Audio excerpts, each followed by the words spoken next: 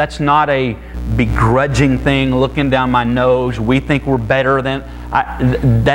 there's none of that in how I'm saying. I just don't have the vocabulary except to say the world, okay? So give me a break on that one. The world is starving to death. The world is dying of thirst. Shane walked through those doors dying of thirst. His spirit dehydrated because he had been to Christian people and churches and all these places, and he just, going, oh, good grief. It breaks my heart how we do. It does. I saw a church sign this week that took my breath away. Oh, dear God, please, no. It's unbelievable to me how we have portrayed ourselves to this thirsty, starving, dying world. We have what they need. And how we give it to them is not out of our pious, arrogant, better-than-thou attitude. It's that we go, I see you. Jesus is thirsty. Jesus is thirsty. And today he had on overalls and he smelled bad and he drove this old, I didn't even look at the truck. He described it, this old beaten down jalopy. Jesus came driving up here today in a jalopy and overalls and stinky, needing a drink. That's how we have to see people. We have to see them as the Father sees them. Does that make sense? They're dying of thirst. The Jesus is in us is the answer. And we have what they need. We are called to lay down our lives on their behalf. We are to be Jesus. Go to John chapter 15, please.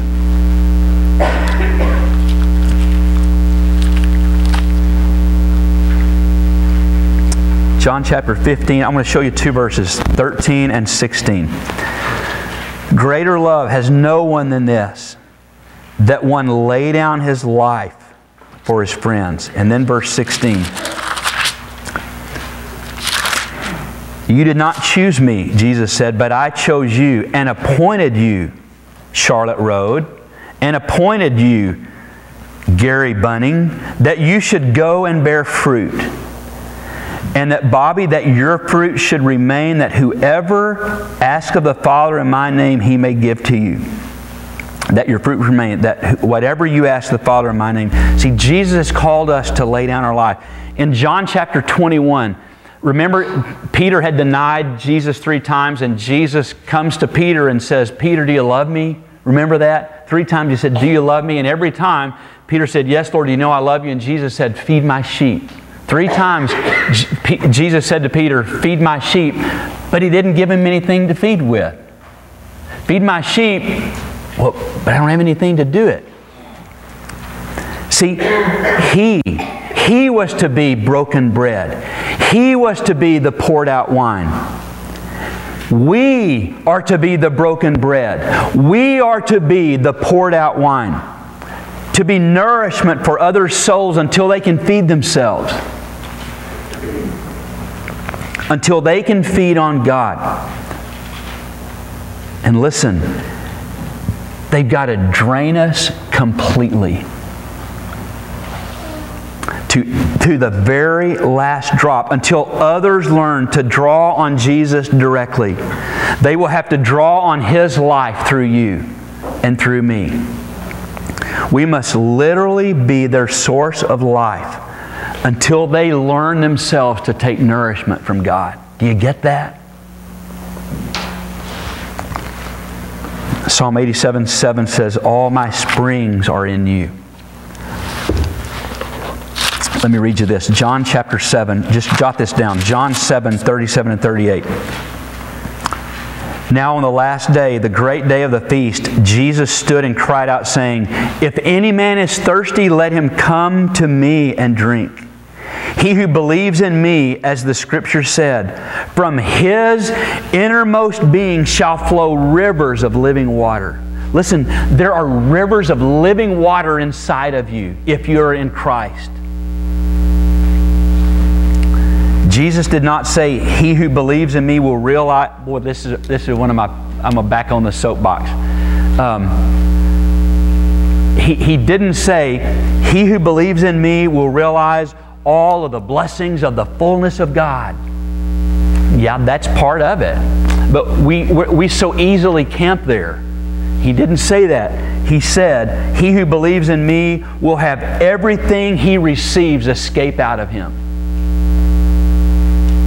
See, some of us are like the Dead Sea. We come, feed me, give me, give me, give me.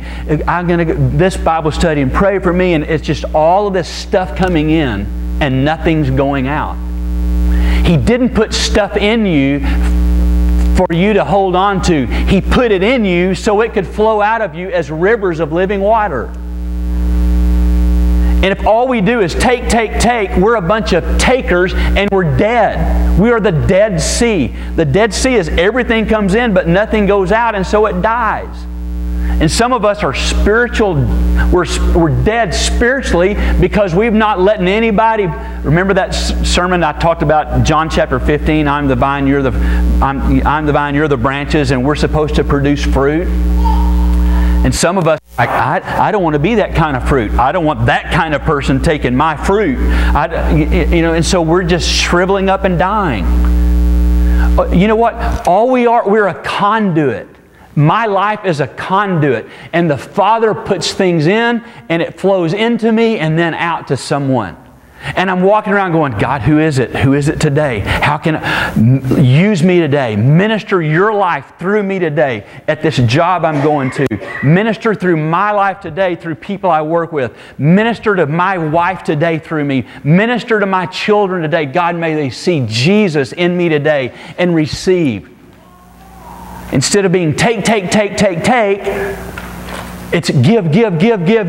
Find somewhere to give. Find a Shane. Look for Shane. Let's go look for Shane today. Shane, I got something for you. Isn't that awesome? Jesus' teachings were always anti-self-realization. Some of us think like, oh, I'm gonna work on my life. I'm gonna do this for me. That's not how Jesus did. His purpose is to make a person like Himself. And the Son of God is characterized by self-expenditure. It was always giving. He laid down His life. He gave up His life. It was never about Him. And it's not about you. And it's not about me. If we believe in Jesus, it is not what we gain, but what He pours through us that really counts. God's purpose is not to simply make us these beautiful, plump grapes. Oh, wow, aren't those awesome? Let's put those on display. Listen, He made us grapes to squeeze everything out of us for a thirsty world. Our spiritual life is to be measured only by what God pours through us. And that can't be measured at all. And it's not just a cup, but it's rivers of living water, Jesus said in John chapter 7. Now is the time to stop seeking our own satisfaction and pour out our lives before Him. Let me show you two of my favorite scriptures.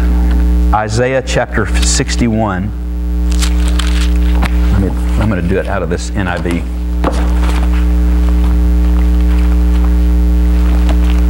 Got more notes written to myself in here. Isaiah 61. This is a prophecy about Jesus. But what is true of Jesus should be true of us, right? Okay, so here's this prophecy about Jesus. The Spirit of the Sovereign Lord is on me, because the Lord has anointed me to preach the good news to the poor. Watch. He has sent me to bind up the brokenhearted,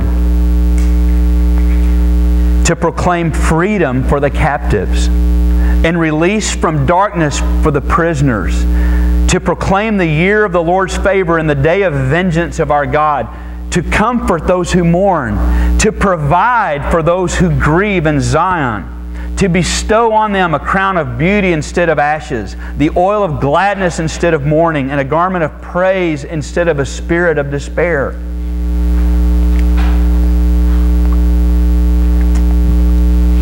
Let me get back out here on my limb. I got to ask, how many, again, this vocabulary, I don't have the right vocabulary, it's going to sound wrong. Okay, so this isn't a judgment thing. Again, how many lost people do you know?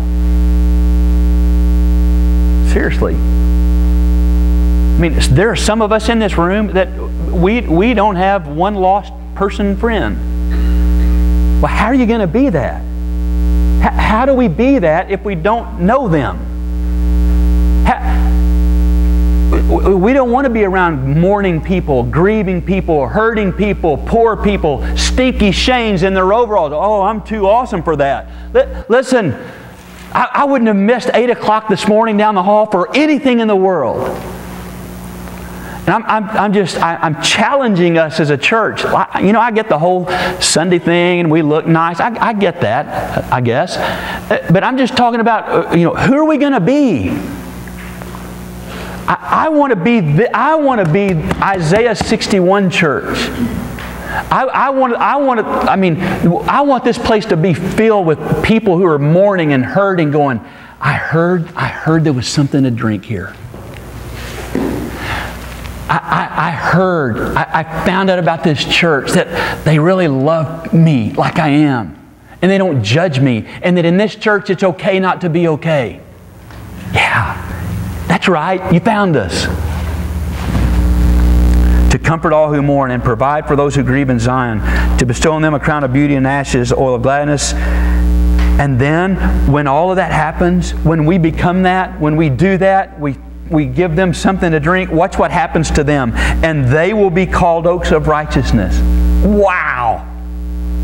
They come in here, they can't even sprout out of the ground yet. And when we minister to them and love on them and give them something to drink, all of a sudden, they're going to be oaks of righteousness.